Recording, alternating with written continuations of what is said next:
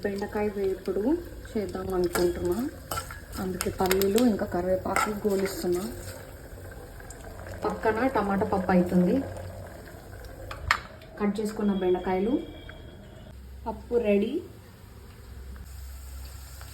బెండకాయ వేపుడు కోసం బెండకాయలు వేస్తున్నా.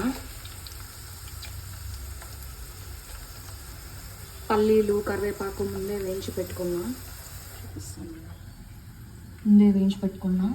సో ఈ బెండకాయలు వేయించుడు అయిపోయిన తర్వాత ఈ పల్లీలు ఇంకా కరివేపాకు దీంట్లో వేయించి ఉప్పు కారం మసాలా అన్నీ చల్లుకొని తినుడే. ఇక వేడి వేడి అన్నం కూడా అయింది. వేడి వేడి అన్నం, టమాటా పప్పు, బెండకాయ వేపుడు, వేడి వేడి అన్నం.